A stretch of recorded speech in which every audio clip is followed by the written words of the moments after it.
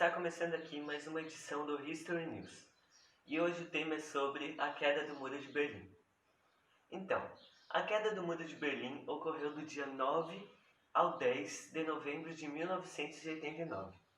Foi um evento crucial da história mundial que marcou a queda da cortina de ferro e o início da queda do comunismo na Europa Central e Oriental, que se iniciou a partir do final da década de 1980. A queda deu início à reunificação da Alemanha e foi o prenúncio da queda da República Democrática Alemã. O Muro de Berlim tinha como função deixar as duas partes da Alemanha distanciadas, a parte ocidental sendo controlada pelas potências capitalistas e a parte oriental sob influência da União Soviética, permitindo que o teste social econômico pudesse ser realizado sem qualquer tipo de interferência. E na Guerra Fria foi simbólico por se tratar de algo perceptível, algo que o separa fisicamente de um país, uma marca registrada de política ao mundo que estava vivendo. Na época do Muro de Berlim, havia um estudante de engenharia de 22 anos, chamado Joaquim. Ele estava em uma noite com mais um estudante italiano, que conhecia apenas de vista, e em busca de ajuda, a dupla planejava resgatar amigos do Berlim Oriental. Para isso, pretendia cavar um túnel.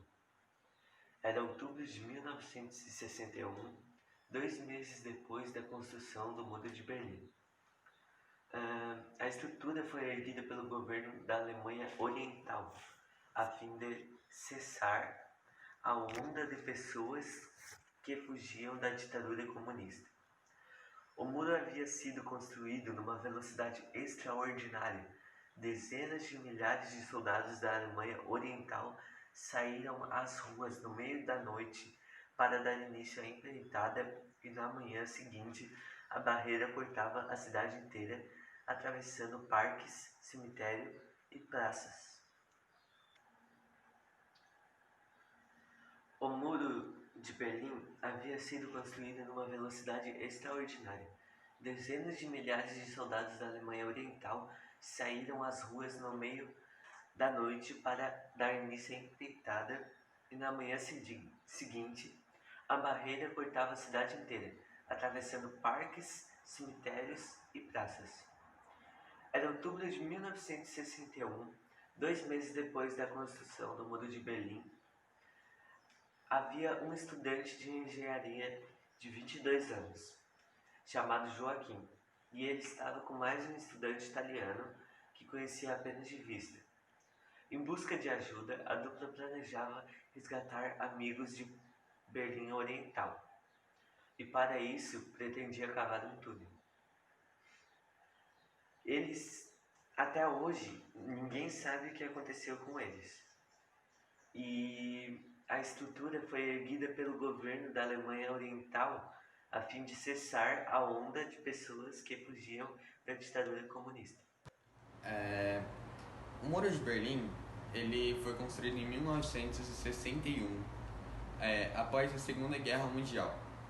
Com a rivalidade entre o bloco socialista e capitalista, a Alemanha decidiu ser dividida em duas partes: a Alemanha Ocidental, que era capitalista, e a Alemanha Oriental, que era socialista. E o governo não queria que as duas partes ficassem conversando, assim, se falando, queriam que não tivesse nenhum contato, e então fizeram um muro, chamado Muro de Berlim, que, como eu já havia dito, foi construído em 1961 pela Alemanha Oriental.